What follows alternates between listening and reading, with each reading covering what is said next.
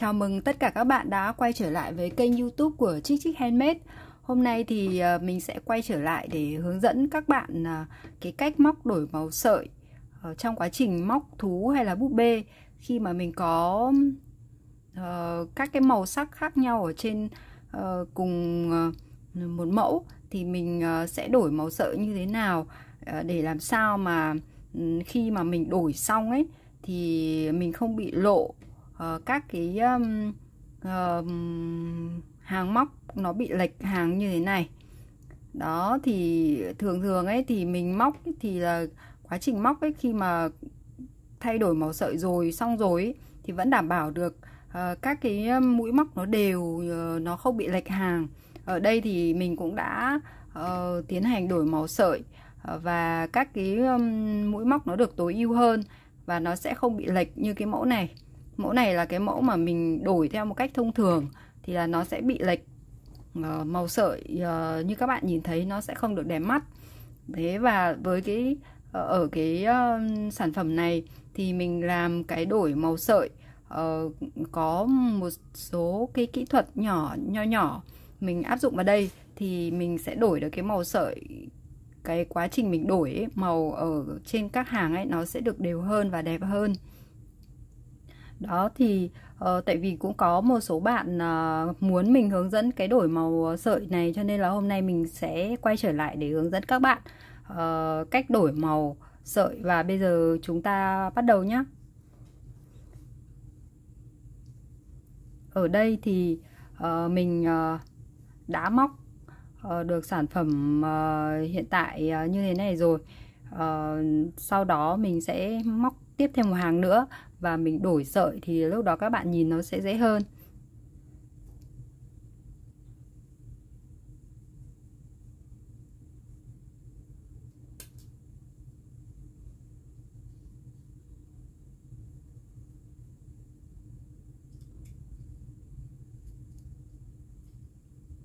Đây mình đánh dấu dòng.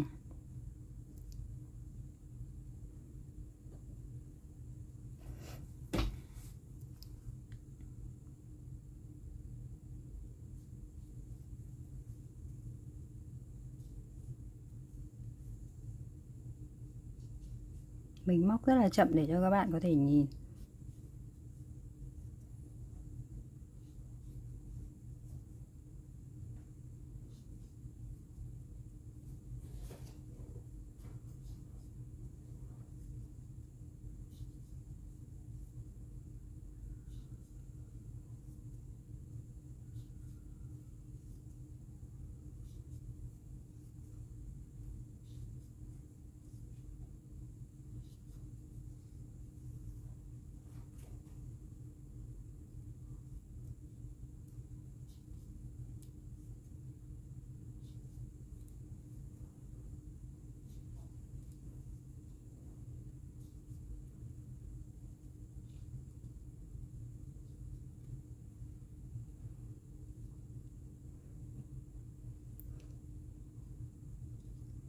Đến đây mình bắt đầu thực hiện đổi màu sợi.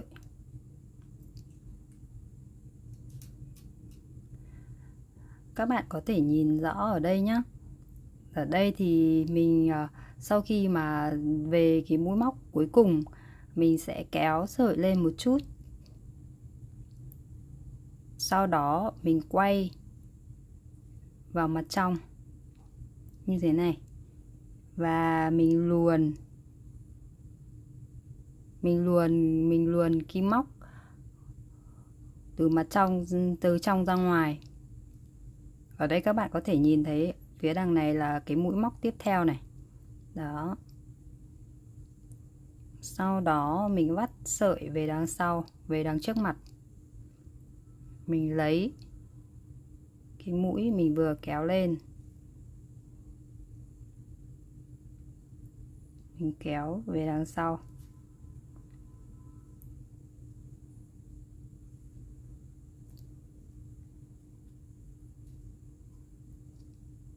Đây các bạn nhìn, ở đây là nó đã về đằng sau rồi nhá. Nó sẽ như thế này. Đây là mặt đằng sau này, sợi về đằng sau này. Đó. Mình làm lại một lần nữa nhá.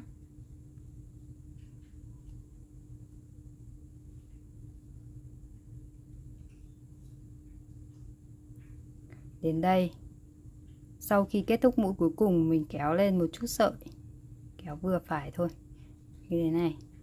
Sau đó mình xoay, mình thả kim ra, xong mình xoay về mặt đằng sau, luồn kim ở đây. Sợi này mình cho ra đằng trước mặt, luồn kim từ đằng trước về đằng sau này, từ đằng trước ra đằng sau này, ngoắc sợi, kéo về, xoay lại.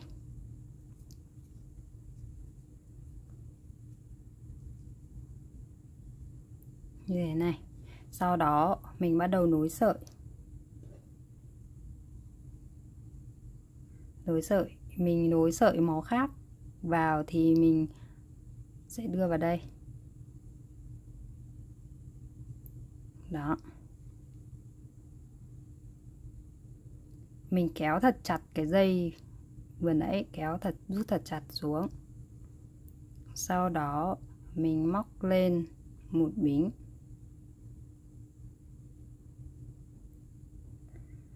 Cái chân mũi vừa xong mình kéo về đằng sau chính là cái chân mũi này. Mình không móc, và mình móc ở chân kế tiếp là mũi này. Mũi này bỏ qua, móc tiếp mũi này.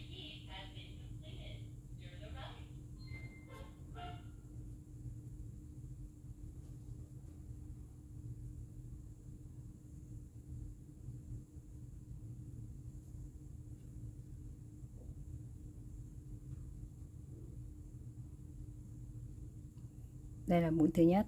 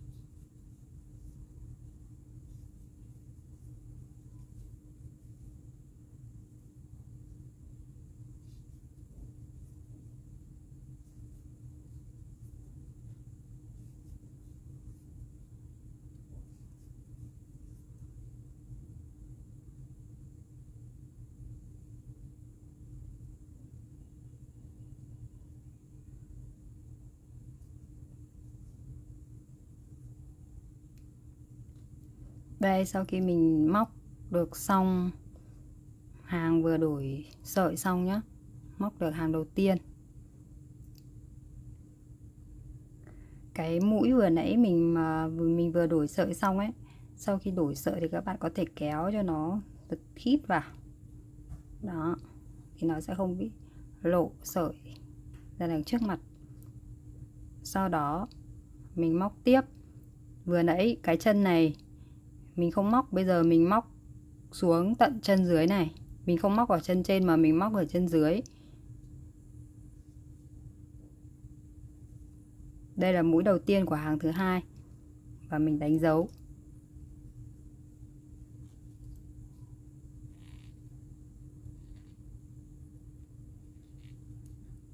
Sau đó mình tiếp tục móc.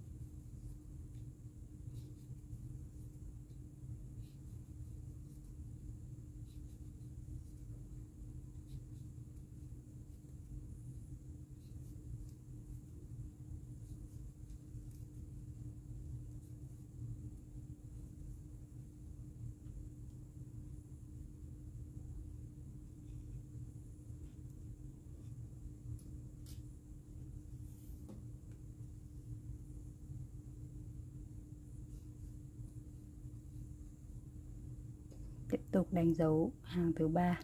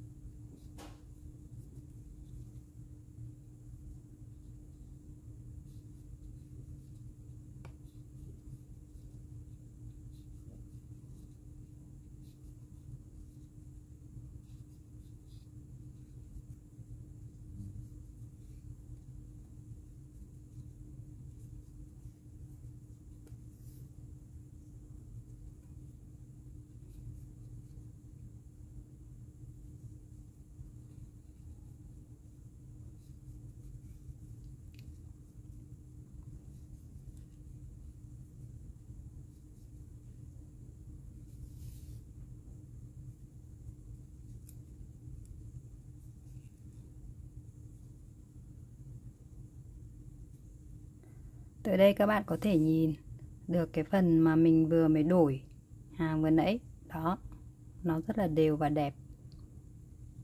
Đến đây thì mình sẽ lại thực hiện một bước đổi màu tiếp theo cho các bạn nhìn cho nó rõ một lần nữa. Ở đây thì mình đổi từ sợi màu hồng đậm sang sợi màu hồng nhạt. Mình cũng làm tương tự như vừa nãy, là sau khi móc mũi cuối cùng các bạn kéo sợi lên một chút, sau đó quay ngược lại phần bên trong, các bạn cho kim từ đằng trước mặt ra đằng sau, sau đó các bạn kéo mũi móc lên đó, sau đó lại quay lại. Ở đây thì mình sẽ đổi tiếp tục sang sợi màu hồng nhạt, thì các bạn nhìn tiếp theo mình làm nhé. Mình cũng sẽ vẫn thao tác như vừa nãy, kéo rút sợi đằng sau này, kéo thật mạnh, sau đó mình móc lên một mũi bính. Ở đây thì cũng mũi đầu tiên mình sẽ không móc, mà mình móc vào chân mũi thứ hai, chân mũi kế tiếp. Đó, tiếp tục móc.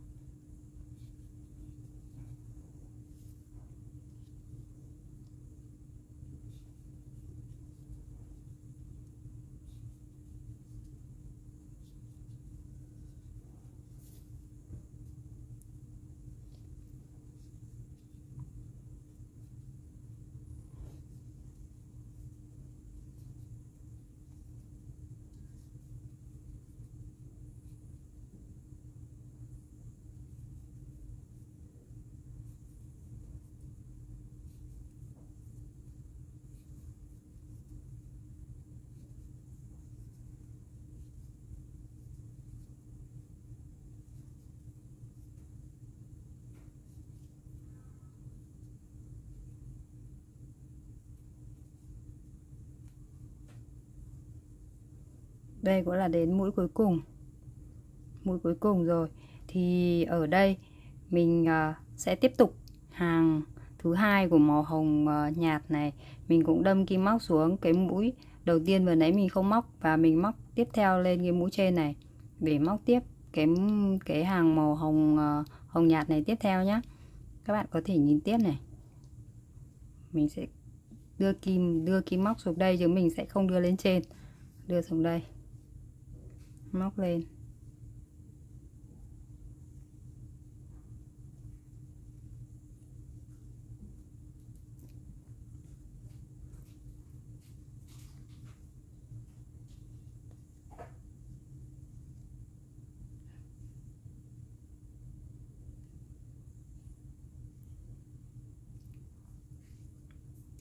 Đánh dấu mũi đầu tiên.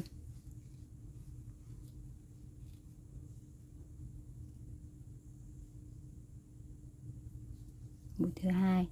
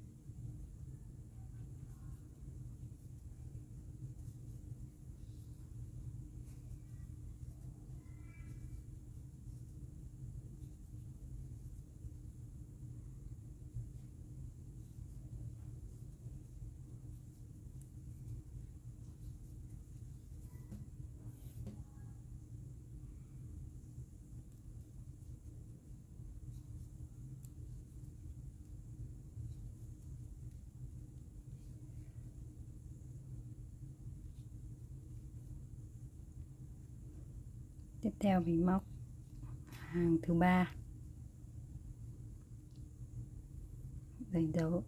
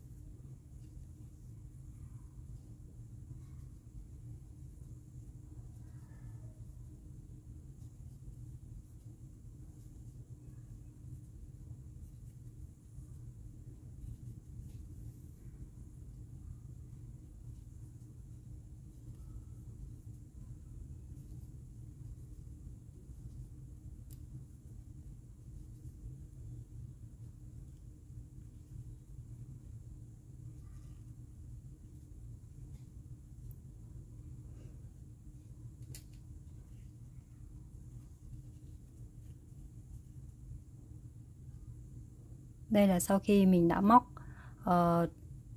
đổi màu sợi, các bạn có thể nhìn kỹ nhé. Đó, rất là đẹp đúng không? Và đều, nó sẽ không bị lộ ra những cái mối mà những cái chỗ mà mình đã đổi màu sợi, mình nối sợi vào ấy. Đó, rất là đẹp luôn. Như vậy là mình đã hướng dẫn các bạn xong cái cách đổi màu sợi trong quá trình móc thú hoặc là búp bê. Ở đây các bạn có thể nhìn lại hai phần ở bên tay trái của mình đây. Phần này sẽ là phần mà đổi sợi thông thường, thì các bạn sẽ nhìn thấy rõ là nó có bị lệch hàng, tạo ra sản phẩm nhìn không được đẹp mắt lắm. Và phần này là phần mình đã thực hiện kỹ thuật nối sợi như trong clip mình vừa hướng dẫn các bạn vừa rồi. Chúc các bạn thành công, và nếu các bạn có câu hỏi gì thì vui lòng comment cho mình biết, và mình sẽ quay trở lại hướng dẫn các bạn trong những video lần tới. Xin chào và hẹn gặp lại các bạn. Nếu các bạn thích kênh của mình và thích những video mình làm thì vui lòng sub kênh và theo dõi các video lần sau nhé. Xin chào và hẹn gặp lại. Bye bye.